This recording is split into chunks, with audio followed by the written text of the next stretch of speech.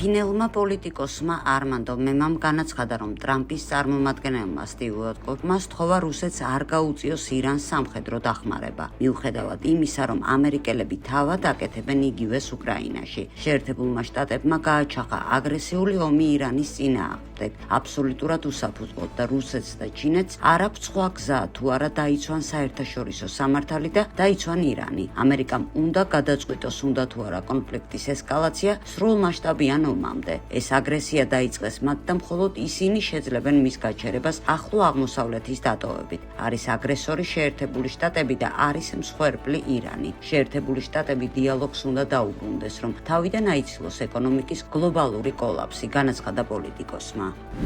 ნავთობის რეზერვუარებზე მიტანილი დარტყმების შედეგად დილა თეირანში პოსტაპოკალიპტური ბირთვულ ზამთარს დაემსგავსა. ქალაქის თავზე შავი კვამლის ღრუბელია, წერს გამოცემა Refit რეპორტი და აქვეყნებს ვიდეოს. ირანის წითელმა ნახევარმთვარემ ასევე გააფრთხილა მოსახლეობა ნალექის ტოქსიკურობის შესახებ და ურჩია მას დაიფარონ კანი, დაიცვან კვების პროდუქტები და წვიმასთან შეხებას მოერიდონ. სპეციალისტები ამბობენ, რომ ნავთობის ინფრასტრუქტურაზე დარტყმების შედეგებს შესაძლოა გრძელვადიანი შედეგები ჰქონდეს.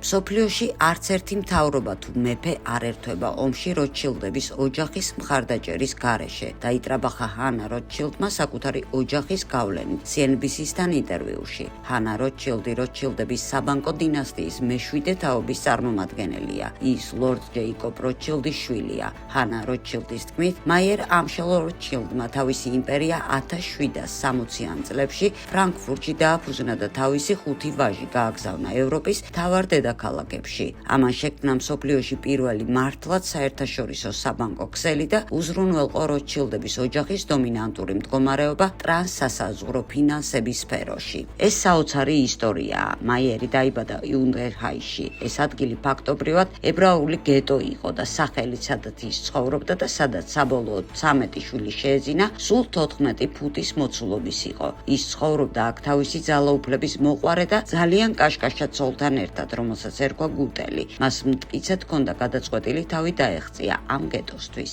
ღამით გეტო იკეტებოდა, მისი დატოვება აკრძალული იყო. ქუჩა იმდენად ვიწრო იყო, რომ იქ მზის სხივის ვერ აღწევდა. არ არსებობდა წყალგაყვანილობა, არც კანალიზაცია. რა გასაკვირია, რომ მას უნდოდა იქიდან გაქცევა. დაიწყო პატარა საქმე მონეტებით, რომელიც საკმაოდ კარგადაც მიდიოდა. მაგრამ სინამდვილეში აქ არის კავშირი მემკვიდრეობასთან. მისი მთავარი ძალა იმაში მდგომარეობდა, რომ შეძლო თავისი 5 შვილის ევროპის დედაქალაქებში გაგზავნა. სწორედ მათ შექმნეს პირველი საერთაშორისო საბანკო სისტემა. მაშინ ეს 5 ბიჭი მუშაობდა სხვადასხვა ქვეყნებსა და ქალაქებში და ერთმანეთს ზოგჯერ მტრედების დახმარებით ეკონტაქტებოდნენ გერმანულ იდიმურ დიალექტებზე. აი ამიტომ იყვნენ ისინი ასეთი წარმატებულები. ეს იყო ერთობის აბსოლუტური რწმენა. იცოდნენ, რომ ერთად უნდა მდგარიყვნენ, ერთად ემუშავათ მიუხედავად საზღვრებისა, უნდა ემუშავათ წესების მიხედვით. 1789 წლისთვის, როდესაც უკანასკნელი მათგანი წავიდა და 1815 წლამდე, ანუ ძალიან მოკლე დროში, ამბობდნენ, რომ არც ერთი მთავრობა თუ მეფის ომის დაწყების შესაძლებლობასაც კი არ განიხილავდა როტშილდების მხარდაჭერის გარეშე. აი ასეთი წარმოუდგენლად გავლენიანები იყვნენ ისინი, განაცხადა ჰანა როტშილდმა. როტშილდების მემკვიდრეობა განაგრძობს არსებობას ცხოვრებას დღესაც მათი ინსტიტუციების წყალობით. ჰანა როტშილდის აღიარება იმის შეხსენებაა, რომ სიმდიდრის და ვალის გაპრიალებული ფასადის უკან იმალება იმის გადაწყვეტის უნარი, თუ რომელმა ერებმა უნდა გაიმარჯვონ ან დამარცხდნენ ომებში.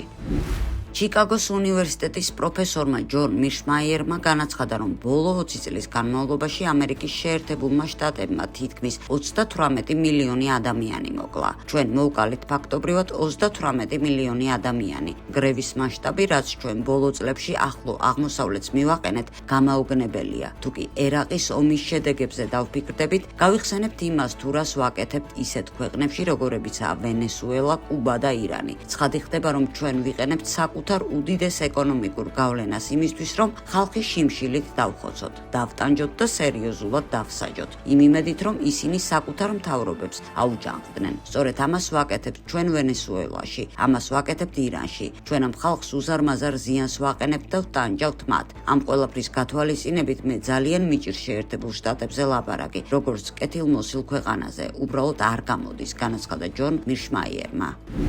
ამერიკელებმა ბერონ ტრამპის ირანში საბრძოლველად გაგზავნა მოითხოვეს. ამის შესახებ გერმანული გაზეთი ბილდი გამოქვეყნებულ პეტიციაზე დაყრდნობით წერს. ათასობით ამერიკელმა მოითხოვა დონალდ ტრამპის უმცროსი შვილის საბრძოლველად ირანში გაგზავნა. სოციალურ ქსელებში მხარდაჭერის პარალელურად ბრაზი მატულობს შეერთებული შტატების პრეზიდენტის მოქმედების მიმართ, რომლის გეგმაშიც ირანში სახმელეთო ჯარის გაგზავნაც კი შედის. ჰეშტეგი გააგზავნე ბერონი ათასობით ადამიანი მოითხოვს ბერონ ტრამპის არმიაში გაწვევას. ვებგვერდზე, სადაც პეტიციაა გამოქვეყნებული, სარკაზმით აღნიშნავენ, რომ შეერთებული შტატები ძლიერია ვიდრე მის დასაცავად მზად არიან ისეთი ლიდერები, როგორიცაა ტრამპი. ამიტომ მისმა შვილმა მამას უნდა მიბაძოს და პირადად გაემგზავროს ირანში. ბერონ ტრამპის ირანში გაგზავნის მოძრაობა შექმნა სერიალ სამხრეთ პარკის ყოფილმა სცენარისტმა ტობი მორტონმა.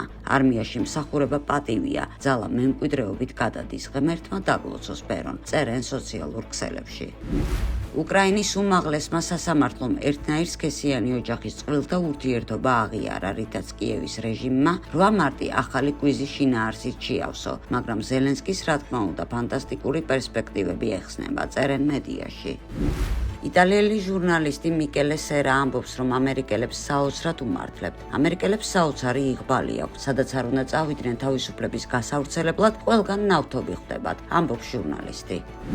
ერთმა ადამიანმა შეიძლება მიიღოს ღილაკი და ფაქტობრივად აკონტროლოს 10 მილიონი დრონი. განაცხადა დარიო ამოდეიმ კომპანია ენტროპიკის OpenAI-ის ერთ-ერთი მთავარი კონკურენტის გენერალურმა დირექტორმა. მან რობოტების მომავალი არმიის მთავარ საფრთხეებზე ილაპარაკა. გიფიქრიათ რა მოხდება თუ კი 10 მილიონი ადამიანი ჯარისკაცის ნაცვლად, თქვენ გეყოლებათ 10 მილიონი დრონისგან შემდგარი არმია. რა იქნება ამ დრონების ნორმები, რომლებსაც ხელოვნური ინტელექტი მართავს. ფიქრობ თუ კი ამ საკითხს არასწორად მიუდგებით, შეიძლება შეიქმნას სიტუაცია, როდესაც ადამიანების ძალიან მცირე რიცხოვან ნაწილს და შესაძლოა ერთ ადამიანსაც ექნება ღილაკი და ფაქტობრივად გააკონტროლებს ამ 10 მილიონ დრონს. ჩვენ უნდა ვუპასუხოთ ამ შეკითხვებს, რადგან არ გვინდა კომპანიები სახელმწიფოებზე ძლევამოსილები გახდნენ, მაგრამ არც ის გვინდა სახელმწიფო იმდენად ძლევამოსილი გახდეს, რომ შეუძლებელი იყოს მისი შეჩერება. პრინციპში ჩვენ ერთდროულად ორივე ამ პრობლემის წინაშე ვართ, განაცხადა დარიო ამოდეიმ. ახლო აღმოსავლეთის ქვეყნებში წყლის დეფიციტის გამო კოლაფსია მოსალოდნელი. მთავარი საფრთხე, ასევე ირანის ყველაზე ძლიერი არგუმენტი არის ის, რომ რეგიონი კრიტიკულადაა დამოკიდებული მტკნარ წყალსა და სურსათის იმპორტზე. ნავთობის მომარაგებაში შეფერხებები მეორადი პრობლემაა. ჰორმუზის სრუტის გადაკვეთით და ნავთობის ბაზარზე შოკის შექმნით ირანმა შესაძლოა სერიოზულად დააზიანოს სპარსეთის ყურის ქვეყნების წყალმომარაგების სისტემა. საუდიტები, არაბთა გაერთიანებული საამიროები, ქუვეითი, კატარი, ბაჰრეინი და ომანი ის ქვეყნებია, რომლებსაც ყველაზე მეტად ჭირდებათ მტკნარი წყალი მსოფლიოს სხვადასხვა ქვეყნებთან შედარებით. ნავთობ დოლარებით ყველაფერს ვერ იყიდი, ისინი თითქმის სრულად არიან დამოკიდებულები ზღვის წყლის გამტკნარებაზე და აღუდგენელ მიწისქვეშა წყლებზე. სიტუაცია ასეთია. ქუვეითში სასმელი წყლის 90% გამტკნარებულია, ომანში 86%, საუდის არაბეთში 70%, არაბთა გაერთიანებულ საამიროებში 42%. რეგიონი აწარმოებს გამტკნარებული წყლის მსოფლიო მოცულობის ნახევარს. თავად ირანის რთულ სიტუაციაშია. 2025 წელს ნალექი იქ ნორმაზე დაბალი იყო. გრუნტის წყლები გამოფიტულია, წყალსაცავები დამშრალია, თეირანში წყალთან დაკავშირებული შეფერხებებია. ლაპარაკია სპარსეთის ყურის ქვეყნების მოწყვლადობაზე და მათზე, ვისაც მიაჩნია, რომ ამერიკული ბაზები მათ ტერიტორიაზე უსაფრთხოების გარანტია იქნებოდა ირანზე თავდასხმა კი ხანმოკლე. გამტკნარების მთელი ინფრასტრუქტურა და ეს დაახლოებით 450 მსხვილი მოწყობილობაა. განთავსებულია სპარსეთის ყურის დაბალ სანაპიროზე და ენერგეტიკულ ინფრასტრუქტურასთან ახლოს. მაგალითად, ქუვეითისთვის, კატარისა და საუდიტების პატარა ქალაქებისთვის გამტკნარების შეწყვეტა რამდენიმე დღით, რომ აღარაფერი ვთქვათ, რამდენიმე კვირაზე არის ნამდვილი კატასტროფა, როდესაც ნორმალური ცხოვრება შეუძლებელი გახდება. ეს ამ ქვეყნების ნამდვილი აქილევსის ქუსლია. დიახ, არსებობს რეზერვუარებში წყლის მარაგები, მობილური სისტემები, ასევე სახმელეთო მილსადენები უფრო ნაკლებად მოწყვლადი რაიონებიდან, რას ამცირებს, მაგრამ არ აღმოფრავს სრული კოლაფსის რისკს. დღეს არა რაკეტების, არამედ რეალურ დროში მონაცემების შეგროვების სააპარატო კომპლექსზე და წყლის და ენერგოკომპანიების საოპერაციო სისტემებზე კიბერშეტევებს შეუძლია მათი გაჩერება. ზოგადად ესაა ინსტრუმენტი მოახლოებული წლების კონფლიქტებში ბევრი რეგიონის წინააღმდეგ, მაგრამ ახლო აღმოსავლეთისთვის განსაკუთრებით. უყურადღებოდ დარჩა გაეროს 2024 წლის წყლის რესურსებთან დაკავშირებული მსოფლიოში ანგარიში წყალი კეთილდღეობის და მშვიდობისთვის და ეს მაშინ, როდესაც ამერიკის სახელმწიფო მდივანი მარკო რუბიო ხმამაღლა გაჰყვიროდა, რომ გაერო აღარ არსებობს. ანგარიშმა კი კონკრეტულად დააფიქსირა, რომ ახლო აღმოსავლეთი და ჩრდილოეთ აფრიკა ყველაზე დეფიციტური რეგიონია და პირდაპირაა დაკავშირებული კონფლიქტების, სოციალური არასტაბილურობის და მიგრაციის რისკებთან. ანგარიში ხაზგასმულია, რომ წყალი სულ უფრო ხშირად ხდება როგორც თანამშრომლობის, ასევე ესკალაციის ფაქტორი. ცუდი მართვა, არათავანაბარი წვდომა და წყლის ინფრასტრუქტურაზე დარტყმები კონფლიქტებს აჩენს. აქედან კი არ არის რთული იმის ვარაუდი, რომ ამერიკის შეერთებული შტატები ამას გამოიყენებს, რათა დააქუცმასოს ახლო აღმოსავლეთი.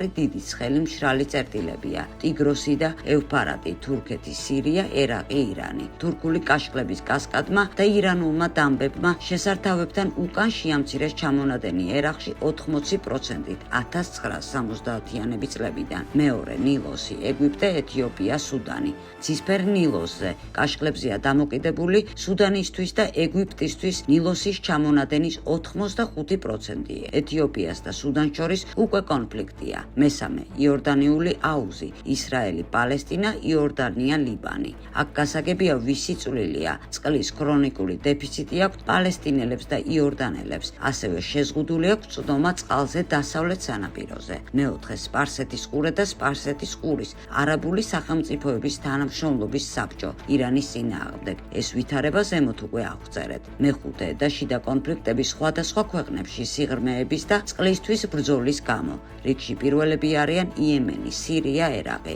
რეგიონი ისედაც შედის ხანგრძლივი საგანგებო არასტაბილურობის ფაზაში. სამწუხაროდ მაღალია ჰუმანიტარული კატასტროფების ალბათობა. შეერთებულ შტატებს დიდი ძალისხმევაც არ სჭირდება, უბრალოდ რეგულარულად უნდა მიაყენონ დარტყმები ირანს და ასეც აპირებს. და მართალია ვაშინგტონს უნდა პანდორის ბირთვული ყუთის გახსნა, მაგრამ რეგიონში სერიოზული კოლაფსისთვის ეს განსაკუთრებით საჭიროც არ არის.